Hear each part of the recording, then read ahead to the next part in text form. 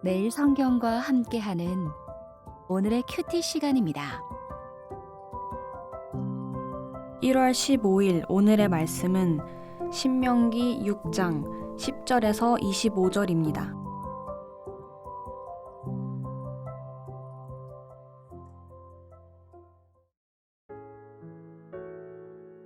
내 하나님 여호와께서 내 조상 아브라함과 이삭과 야곱을 향하여 내게 주리라 맹세하신 땅으로 너를 들어가게 하시고 내가 건축하지 아니한 크고 아름다운 성읍을 얻게 하시며 내가 채우지 아니한 아름다운 물건이 가득한 집을 얻게 하시며 내가 파지 아니한 우물을 차지하게 하시며 내가 심지 아니한 포도원과 감람나무를 차지하게 하사 내게 배불리 먹게 하실 때에 너는 조심하여 너를 애굽 땅 종 되었던 집에서 인도하여 내신 여호와를 잊지 말고 내 하나님 여호와를 경외하며 그를 섬기며 그의 이름으로 맹세할 것이니라. 너희는 다른 신들 곧 내 사면에 있는 백성의 신들을 따르지 말라. 너희 중에 계신 너희의 하나님 여호와는 질투하시는 하나님이신즉 너희의 하나님 여호와께서 내게 진노하사 너를 지면에서 멸절시키실까 두려워하노라. 너희가 마사에서 시험한 것 같이 너희의 하나님 여호와를 시험하지 말고 너희의 하나님 여호와께서 너희에게 명하신 명령과 증거와 규례를 삼가 지키며 여호와께서 보시기에 정직하고 선량한 일을 행하라. 그리하면 내가 복을 받고 그 땅에 들어가서 여호와께서 모든 대적을 내 앞에서 쫓아내시겠다고 내 조상들에게 맹세하신 아름다운 땅을 차지하리니 여호와의 말씀과 같으니라. 후일에 내 아들이 내게 묻기를 우리 하나님 여호와께서 명령하신 증거와 규례와 법도가 무슨 뜻이냐 하거든. 너는 내 아들에게 이르기를 우리가 옛적에 애굽에서 바로의 종이 되었더니 여호와께서 권능의 손으로 우리를 애굽에서 인도하여 내셨나니 곧 여호와께서 우리의 목전에서 크고 두려운 이적과 기사를 애굽과 바로와 그의 온 집에 베푸시고 우리 조상들에게 맹세하신 땅을 우리에게 주어 들어가게 하시려고 우리를 거기서 인도하여 내시고 여호와께서 우리에게 이 모든 규례를 지키라 명령하셨으니 이는 우리가 우리 하나님 여호와를 경외하여 항상 복을 누리게 하기 위하심이며 또 여호와께서 우리를 오늘과 같이 살게 하려 하심이라. 우리가 그 명령하신 대로 이 모든 명령을 우리 하나님 여호와 앞에서 삼가 지키면 그것이 곧 우리의 의로움이라 할지니라. 오늘 함께 묵상할 말씀은 신명기 6장 10절에서 25절까지 말씀입니다. 하나님의 은혜를 현재 누리는 백성들에게 늘 조심해야 하는 것은 받은 은혜에 대한 망각입니다. 역사를 잊은 민족에게는 미래가 없다라는 것이 신채호 선생의 역사관이라면 하나님 나라 백성의 역사관은 하나님을 잊어버리면 미래가 없다일 것입니다.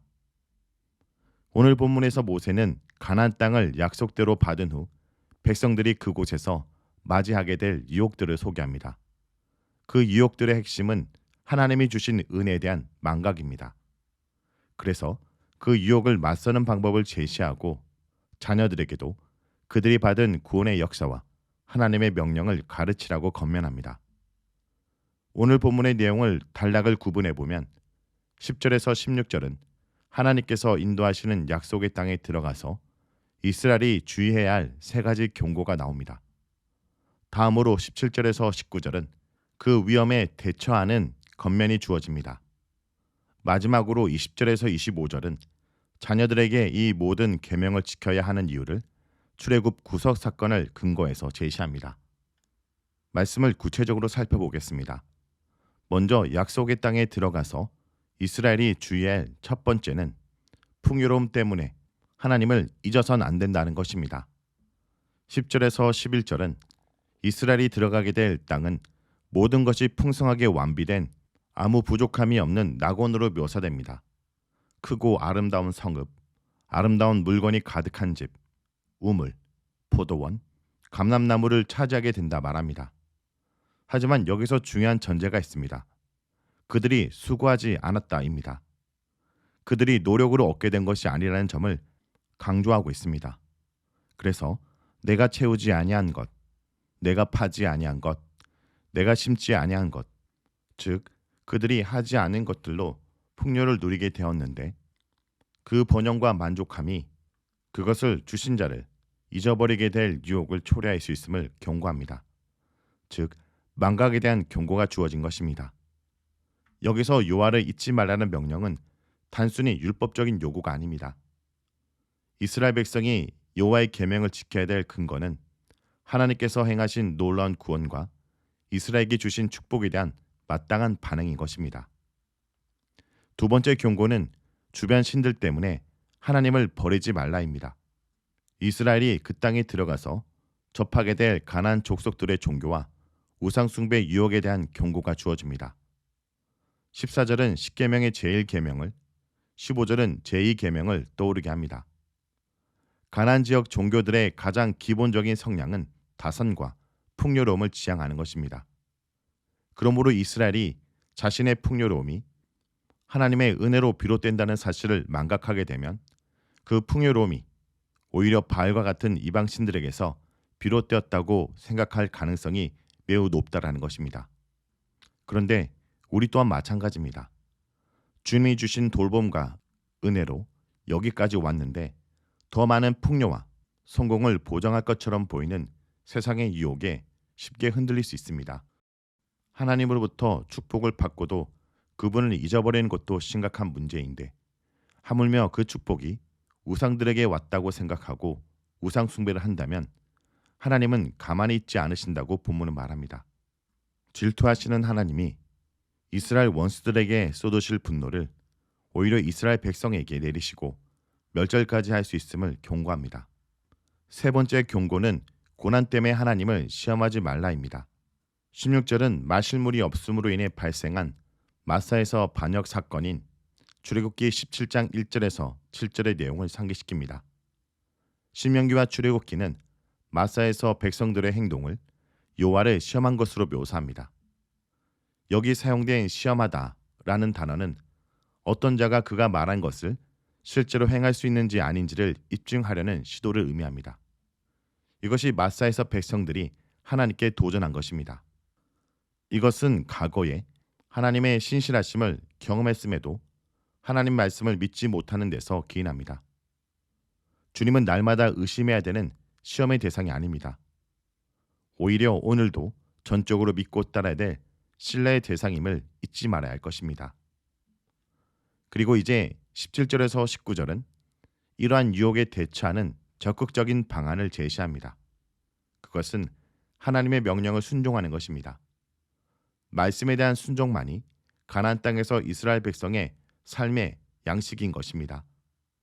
성도 여러분, 우리도 오늘 말씀을 이렇게 묵상한 이유가 무엇일까요? 말씀 묵상을 통해 무언가를 얻어내기 위한 것이 아니라 오늘도 하나님을 잊어버리지 않기 위한 것입니다. 내 삶의 풍요와 성공을 위해 앞뒤 살피지 않고 내달리라고 강요하는 세상 가운데 잠시 멈춰서서 말씀에 머무는 이유가 무엇일까요? 그것은 바로 하나님을 잊지 않고 하나님이 원하시는 삶의 방향으로 우리 자신을 재정비하기 위한 것입니다. 말씀 앞에 멈출 수 있어야 말씀대로 나아갈 수 있습니다.